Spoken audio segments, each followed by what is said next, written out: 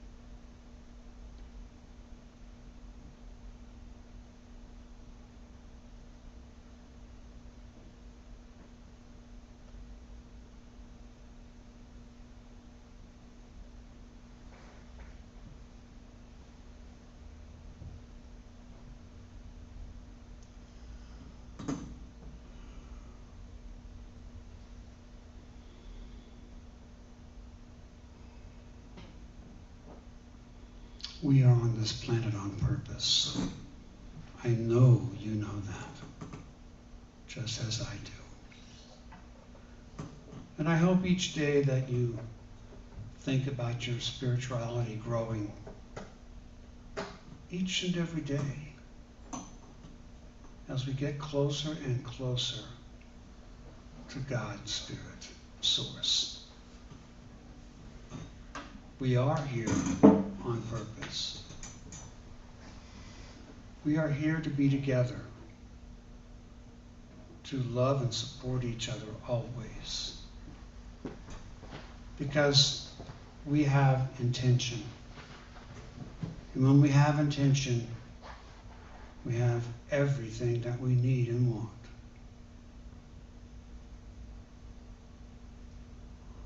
I thank you, God, for this and so much more. And so it is.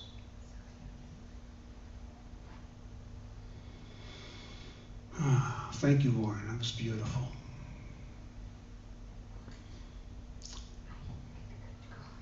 It's time for our spiritual thought, and I want to bring up Mr. John Stanley for that this morning. Let's get him some love.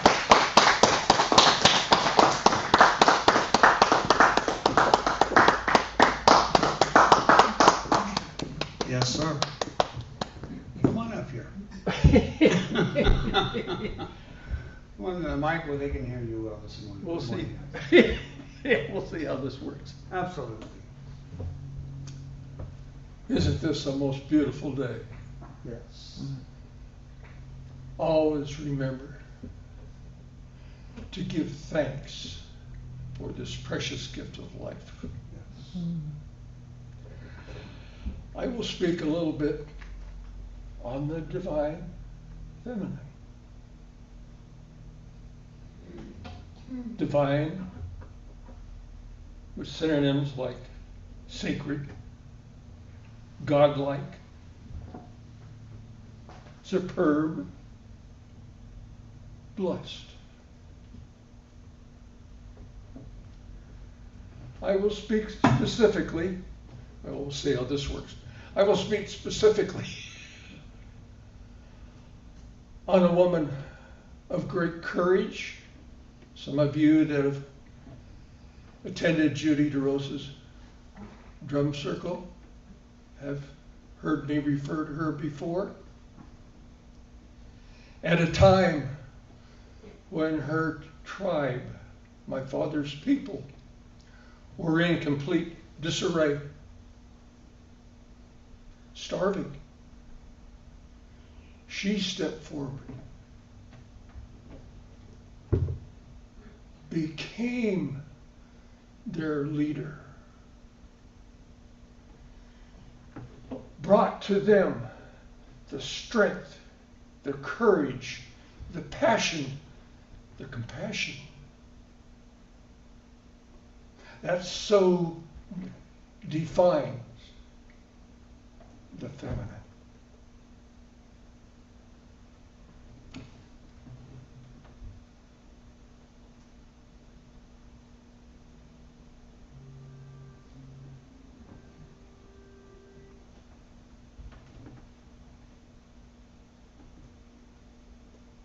I remember the first time I met her. She walked into a room of elders of various tribes, and the room fell silent. People stopped their conversations. They were drawn in by her presence. She radiated her strength, her power, her force of being. She was an inspiration to all that knew her.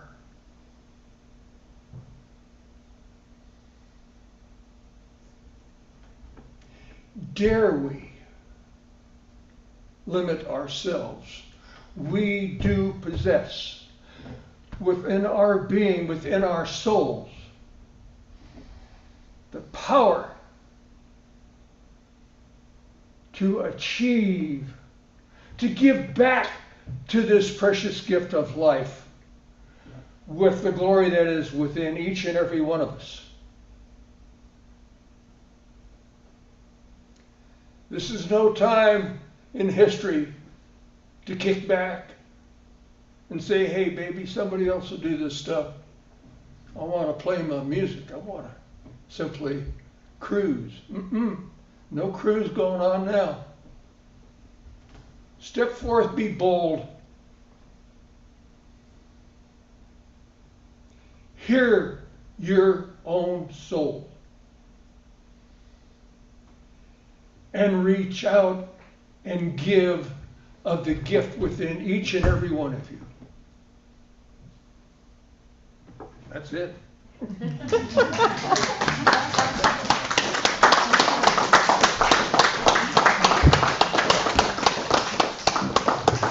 Very powerful message. Great reminders. Thank you, John. That was gorgeous. Well stated. Oh my goodness. And I'd like to bring up Warren for some more music.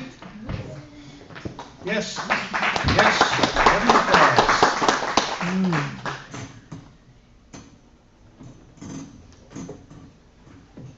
It's probably something you guys have never heard before because I wrote it. Nice. And,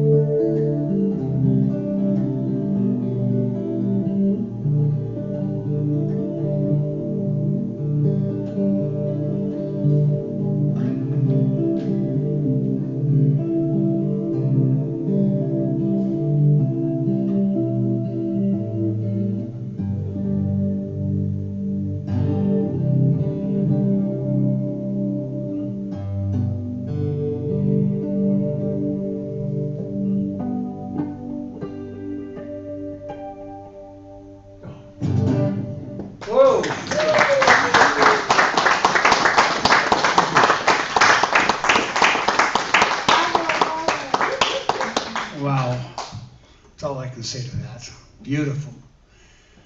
So this morning when we got here, we did some chanting that Luana likes to do in the mornings, and what a great way to start the service for me. It just puts me into this deep state of loving and spirituality and caring.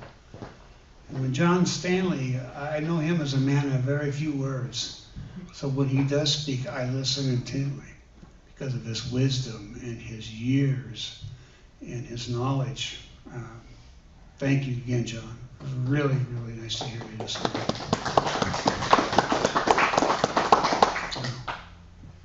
Our main speaker today,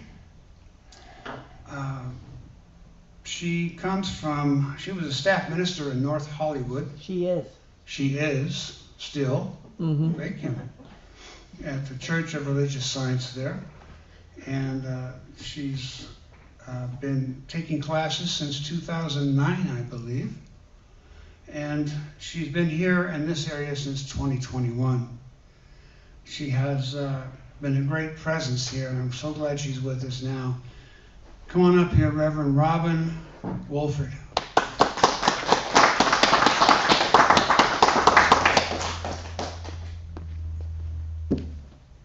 Yeah, you did a good job. That was great. Good morning. Yep. Okay, can everybody hear me okay? Yeah? Anybody wave your hands, make sure you can hear me? Yeah, bring the mic Perfect. down to your mouth a little bit more. A little bit more. There we go. I think that's better, right? Yeah. Yep. And let's just, I'm gonna set my clock thing, just so I know I don't keep you guys here for a couple hours, right? Here we go. So, like you said, my name is Robin Wohlford. I am a staff minister at North Hollywood Church of Religious Science, where I have done probably 100% of my training for practitionership and to become a CSL minister, Centers for Spiritual Living. But I've moved up here, and I've been up here a few years, and so I'm love being in this community with all of you. It's been great. So I am going to give a talk today on remembering the divine feminine. And for that, it's that all of us remember that we are each part of that divine feminine. There's no separation with that. And so I'm going to kind of go in a little bit different direction, and I'm going to do some quotes, and then I'm going to talk about the story of Esther in the Old Testament Bible, and using her as a figure of divine feminine. I have found her story to really resonate with me. It's an interesting story, so we will get into that. But first, I'd like everybody to just kind of take a deep breath and bring your awareness here into this present moment where we are. And I'm going to start with a quote. The feminine is about caring for humanity, honoring the womb and all of her children, both from herself and the children of others. And this is from a website called I Am Shara Rose. And I just really, that resonates to me because the divine femininity is about all of us. It's about each of us being a mother to everyone, not just our own children, but everyone. And so I just kind of let that sink in for a minute and just kind of let it flow. It's about nurturing. The divine feminine is about nurturing, intuition, compassion, creativity, and wisdom. And thank you, John, for your talk. I just really appreciate that.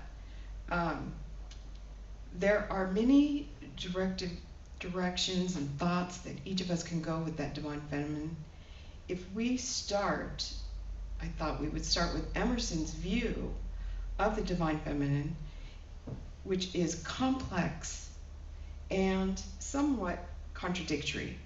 While he initially admired Margaret Fuller and her intellectual independence, his later writings often presented a more traditional and patriarchal view of women, sometimes even contradicting his earlier appreciation of her. He saw women as strong through sentiment, mirroring men's strength through will, but also acknowledged their potential for self-reliance and the divine within. In essence, Emerson's view of the divine feminine is a mix of appreciation for individual female intellect and a tendency towards traditional gender roles, potentially reflecting the societal basis of his time, biases of his time.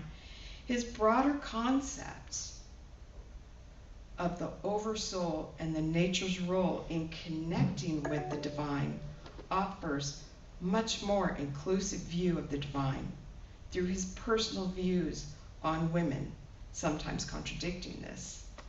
I do think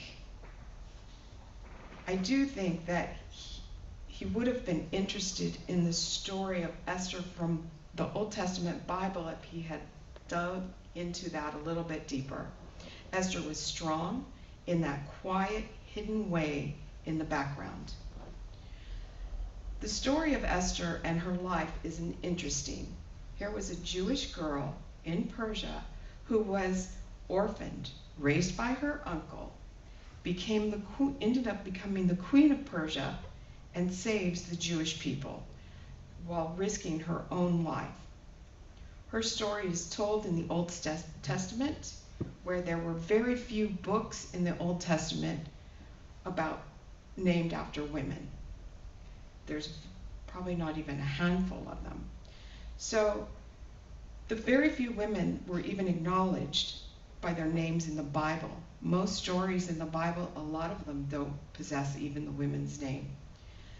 So there's so many scholars today that contend that this is just a story and that maybe Esther did not even exist and that maybe these events didn't happen, although I really do believe that they did. In the book, there's a book called The 5 Books of Miriam, and this is a book that is that's just put together regarding the 5 books of the Old Testament, and it has different Jewish women making comments about different passages in the Bible. And the writer uses Esther as one of them and calls her Esther the hidden one. And her story is how she's perceived and considered by Jewish mystics as an explorer of secret worlds. As I have looked into the different views on whether Esther actually existed, I don't think that it really matters in the story because it's just so meaningful and intriguing to me. As a young woman, she's taken to the palace to become part of a group of women where the king is going to pick his queen. And she gets picked, although no one knows at that time that she was Jewish. So Esther, over time, has become a heroine to the Jewish people, saving them from being killed. And this was accomplished by her taking that initiative and going to her husband and telling him of the plans of several trying to kill all the Jewish people in Persia at the time. And so when they go back, while the story goes back and forth different ways of interpreting what actually happened, there is much said that the story is still celebrated today. And this celebration is the holiday of Purim. It's Purim. And it actually was described in the book of Esther. It has in chapter 9 with verse 20. And I will quote this version of it from the CEB version. They are the days on which the Jews finally put to rest troubles with their enemies. This month is the one where everyone turned around for them from sadness to joy, from sad, loud crying to a holiday. This holiday was actually outlawed by Hitler in the 1930s and 40s, but it shows how well it has survived. It was actually celebrated March 13th and 14th of this year. And so it's based on the Jewish calendar, so it's not, it's one of those roving holidays that kind of moves around a bit. But the question being, is Esther a prophet, or is she just a pastor? And the reason I ask this is because in being a prophet, it's like knowing ahead of time, kind of knowing what you need to do. And she wasn't necessarily a prophet. She was more of a pastor, which in Latin terms means shepherd. And she kind of took her people and gathered them together and kept them safe through the story. My suggestion is that you guys go to the Old Testament, whatever version you like to listen to, or read her story. And there's also a couple of good docu-films on her out there on the internet. And I think it's just a really interesting story, how it all laid out. So, and there's a sense that Esther used her intuition when coming forward to tell the king about the plan against her people. In the book of Esther, the story is related that she hesitated on telling him.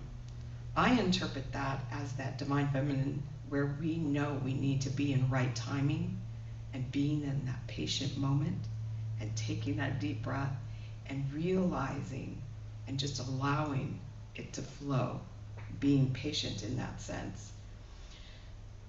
And so she's, while waiting for the timing to be right to tell him, and there's a lot of details about that in the story in the book, is that it's interesting that God, the word God, is not mentioned in the book of Esther, or that she was necessarily praying to God. So I think that is one of the things where it makes me wonder how this book ended up in the Old Testament. But it's just one of those thoughts that you kind of go, huh.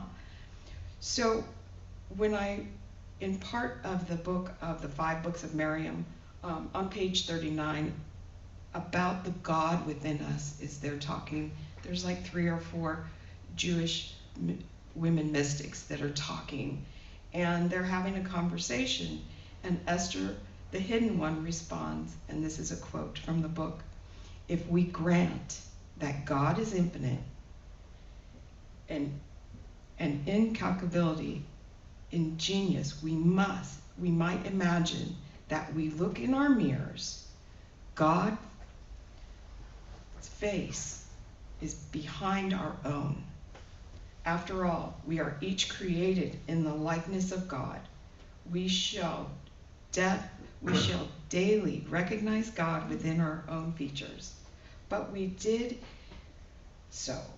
could recognize God's face in each person we meet and act accordingly."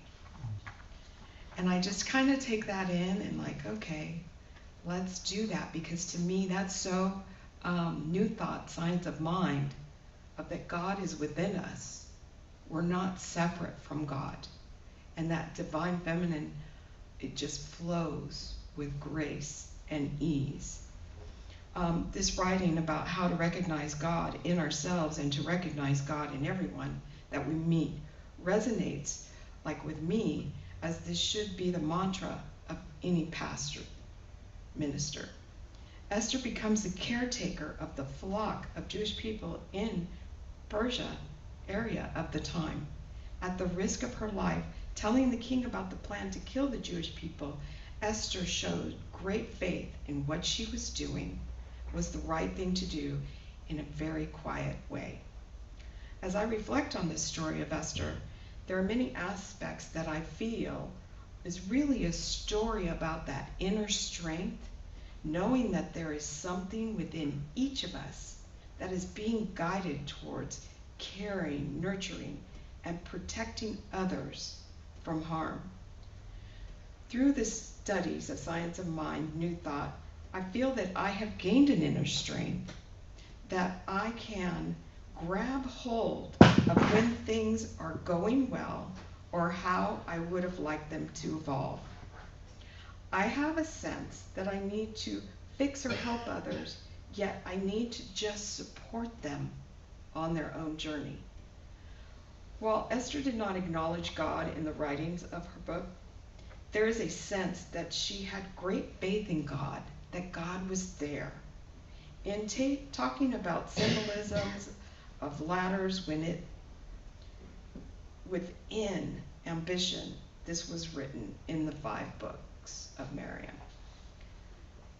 Esther, and this is another quote, Esther, the hidden one, we need to remember that ladders lead not only from earth up to heaven, but also from heaven down to earth.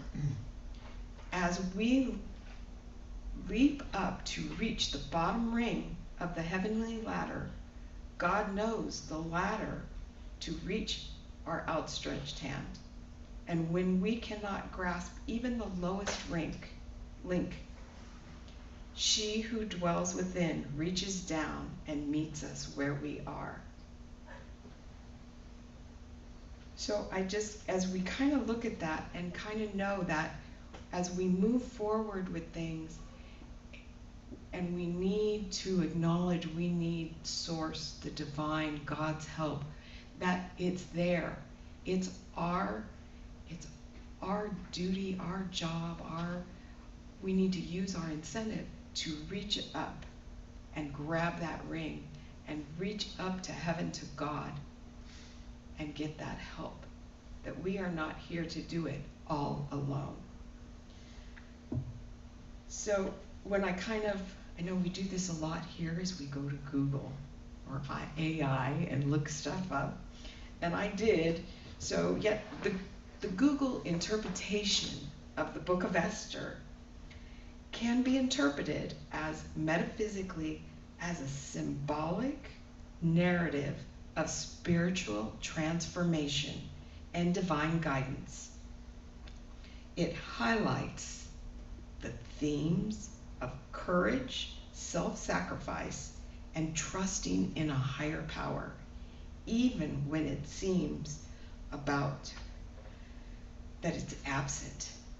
And I think sometimes we have to be open and aware to receive that help.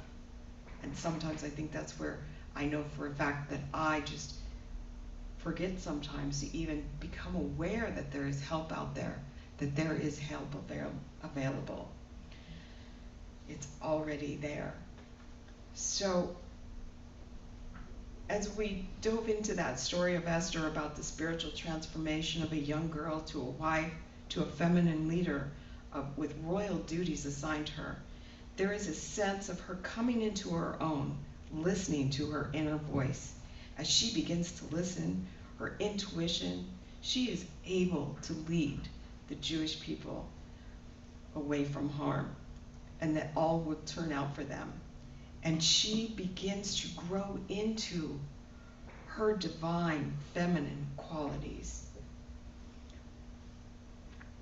So I think as we keep going forward, and when her uncle and the Jewish leaders began to ask for her help as she is in a position of power, she still must remain within the confines of her role. The king is a powerful one, ruling as the law dictates, and I believe this is where her divine feminism comes into play. Relying on her intuitiveness, using patience, calmness to understand what needs to be spoken, yet the knowingness to allow others to make up their own minds and have a steadfast faith in the divineness that is her higher power. As I look at the different writings and documentations of Esther's life and connecting her through the Frankel book, this is the same Esther that is one with God, that she felt her strength, her own belief, and her faith. The thought of faith that God is within me and has my back and is standing with me through every moment of strength and exploring the life of Esther and her story. So as we kind of just allow this to kind of absorb in, become aware of the story, and if it resonates with you, maybe during the week, maybe looking into it more. There's so easy to research things anymore and find that right version. As we move forward with this, and Esther uses, in the story, uses her intuition more than logic. She comes to the best way to solve the violence against the people. She sees quiet going through, allowing the answer to come to us, to her, through that gentle, wisely nurturing sense of calm. So as we kind of take a deep breath with that, not only listening to her own intuition, but the feeling and the emotions around her to allow her thoughts and words to calm them. As we kind of absorb that story, in looking at this subject of the divine feminine, there's a lot out there and so many different cultures and different stories, and to go in a different direction, and it's over here and over there. And I just kind of like absorbed this and went, this is that remembering of our humanity, of our human history. And as we jump forward to about 5 years ago, in March of 2020, in the Guide for Spiritual Living in the magazine, the Science of Mind magazine, there was a writer, and her name is Rebecca Hiroka, and she explains, and this is a quote from her, "The divine feminine teaches us the art and the power of presence. She shows up in a myriad of emotions in nearly every culture and religion.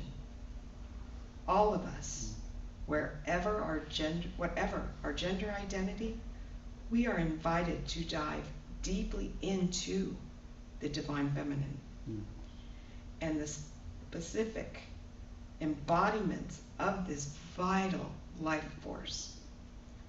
Rather than seeing the divine feminine as strictly a celebration of women, perhaps this is the moment in our history to celebrate these qualities associated with the divine feminine that embody each of us with traits such as empathy, compassion, tolerance, listening, and a sense of creativity.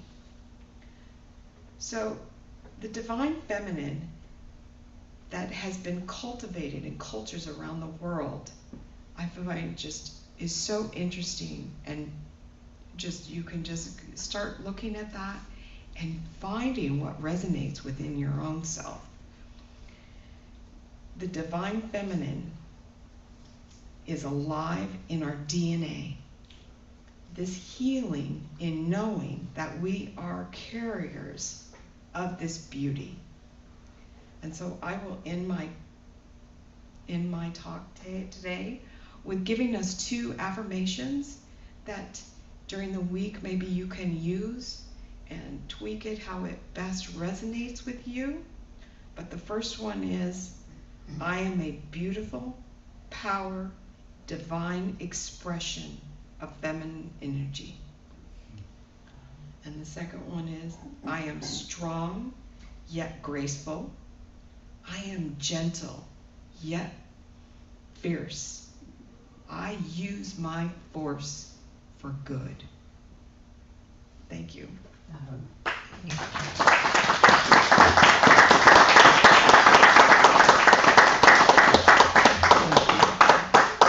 Thank you so much. Thank you, Reverend Robin. I love the mixture of that, don't you? That mixture of the feminine and the masculine together. We've come a long, long way in understanding that we have all of this within us each and every day. I get to speak with you next week, and I can't wait to talk more about this subject with you. It's fabulous. Very well done, Robin. Thank you so much.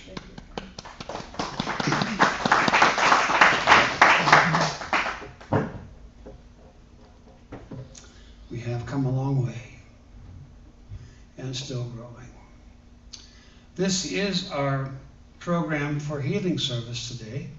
So I'm going to invite those who would like to come up and circle together up front for a healing portion of our service. Please do so now. Those who wish to remain seated, that's fine too. And those with us on the, where was I going? Oh, those on Zoom.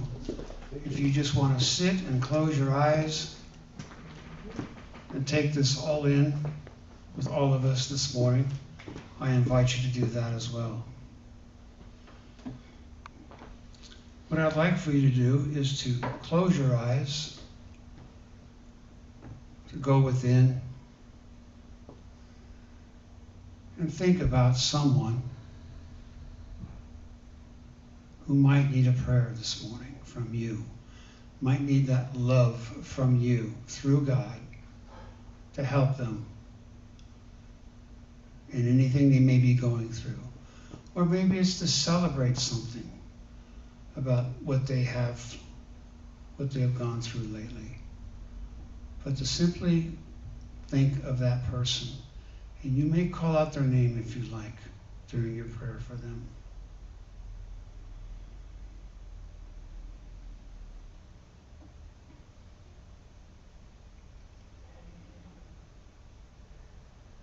I also ask any ministers and practitioners who want to make a statement at this time, during this time, please do so now.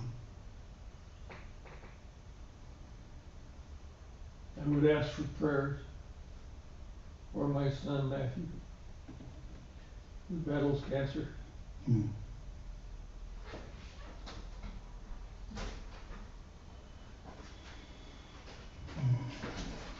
I put all the innocent children and people who are in very difficult situations at the moment to know there is always hope and that there is always someone or something there to support them and to hold them. Yes.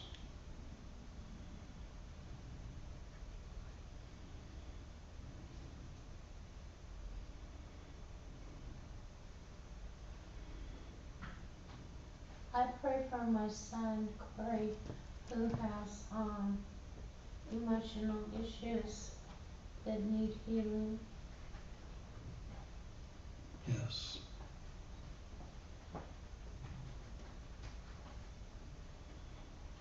I pray for my friend Jason, my friend Judy, who are suffering the after effects of having strokes. May they find peace. Yes.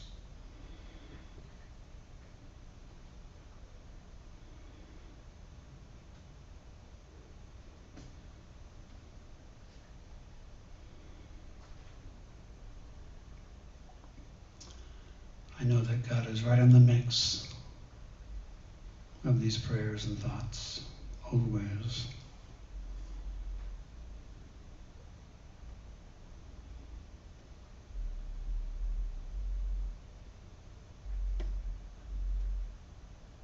I pray for those who do not know that they have the strength to change. I pray for their courage and their self-understanding. I pray for their relationship with their own great source of loving energy from Creator. May they be surrounded with light and love. May they understand that they are never alone. Yes.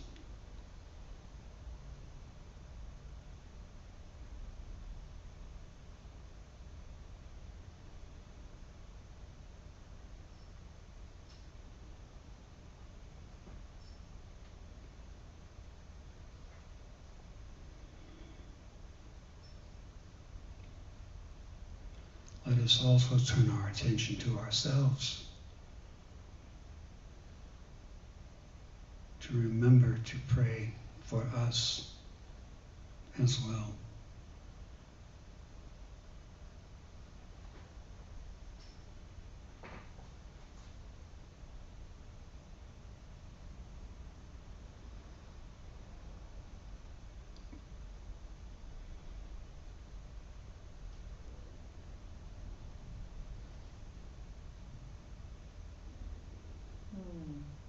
to see the power and the presence and the love and the grace and the good and the beauty and the perfect timing and the wisdom and the abundance, all the way to its exhaustion, and then it shows up again.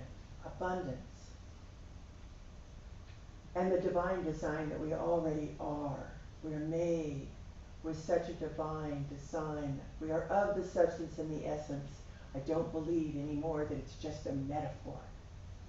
Yes. We are of the substance and the essence.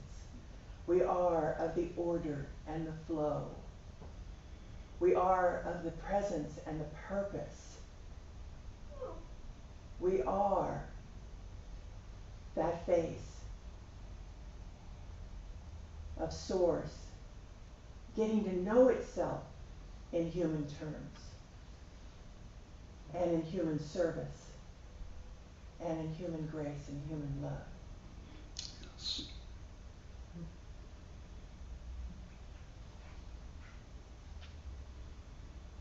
We are truly blessed to have each other walking and talking and thinking about Spirit God right there with us in all circumstances. We are not alone. I thank God for God.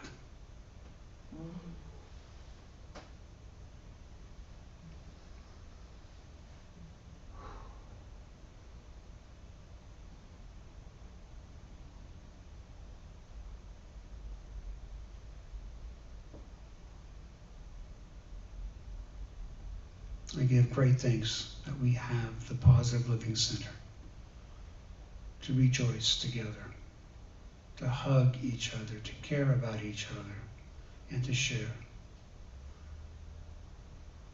We are so very, very fortunate. We care and love each other here and outside of this church, everywhere we go. We are good stewards of God.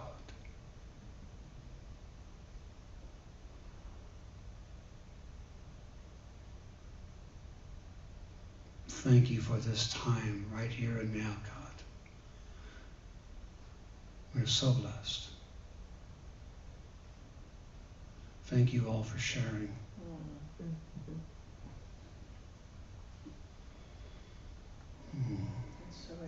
And so it is.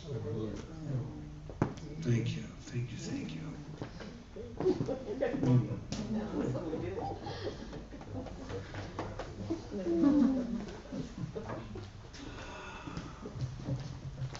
Oh, that felt so good.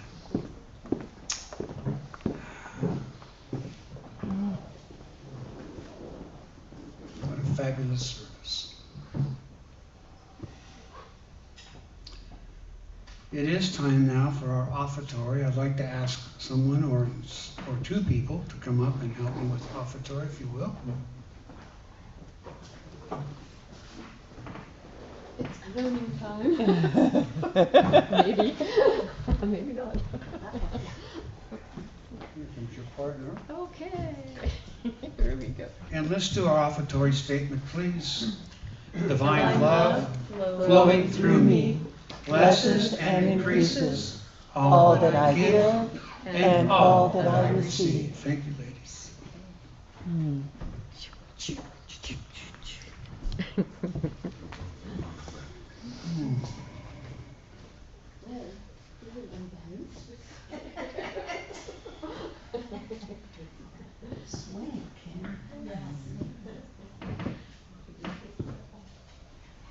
I know that several people were without power last night and today, and give thanks that that's coming back on for everyone. As the people out there working on this get this resolved for all of us.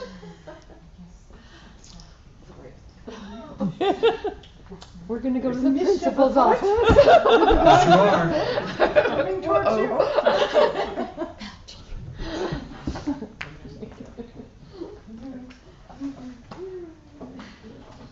And for those thank you for your giving as well to the PLC, so that we stay perfectly divine in abundance here. Because the PLC will always be here for everyone because of your donations. So thank you all for that. Do I have any announcements today? Any announcements? No? Actually, I have one. Barney?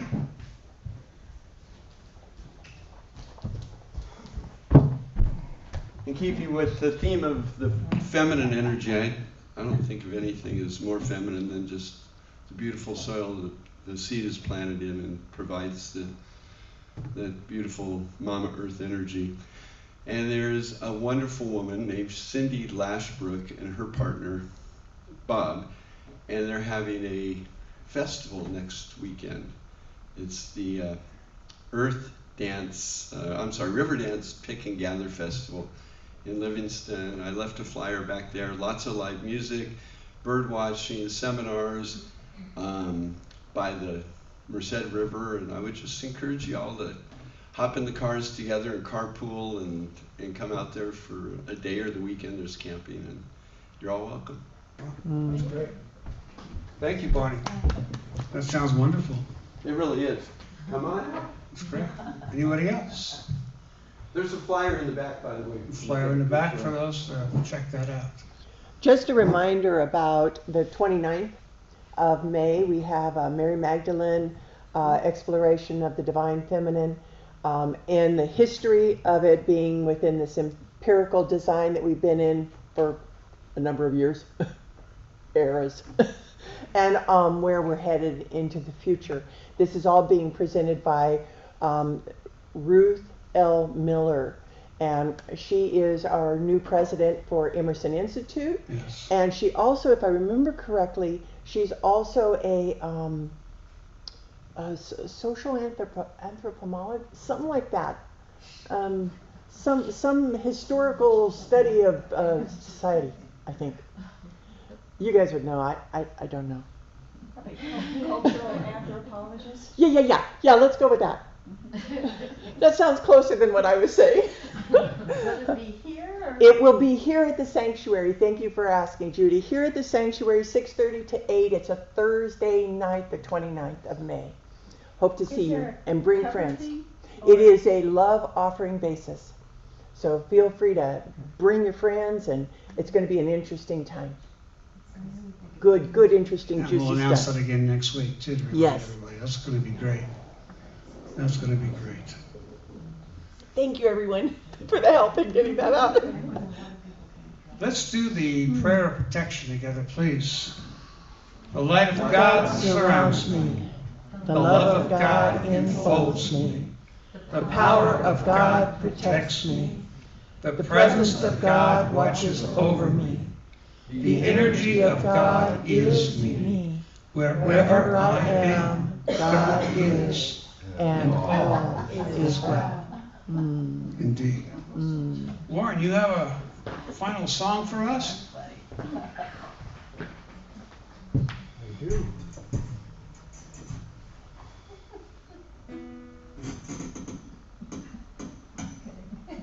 Well, if you don't know this next song, it's because you were never forced to go to church as a child.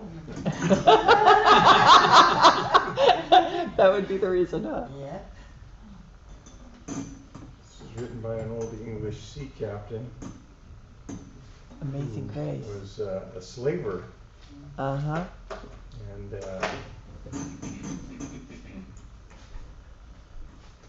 he repented of his ways because God saved him from a storm. And he promised never to slave again, so he wrote this song, and it's called Amazing Grace. Oh, yes.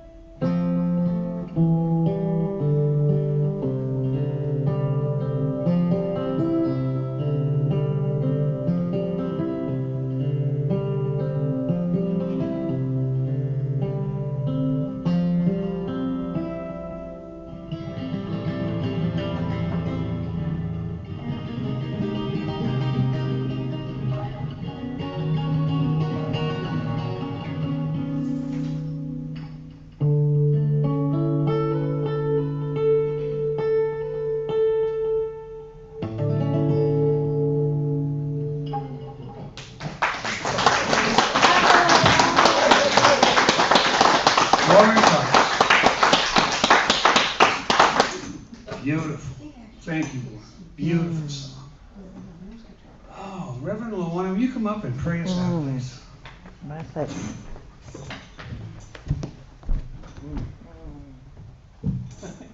Just so mellowed out. Oh, everyone, it's such a pleasure to be with us together today. It is so good to acknowledge Source, to acknowledge the infinite and the eternal right where we are. To know in our heart, mind, and soul, the unified field of my being, that we are all supported, loved, cared for, because we are the love, we are the intelligence, we are the presence, we are the peace. Thanks to God being God everywhere. We can count on that. And we can let it continue to pour throughout the week, because we sure felt it today. Namaste.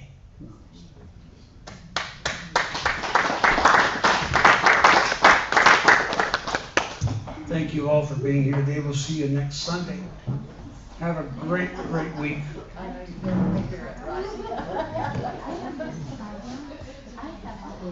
Two, three, 4. Okay. Oh, thank you.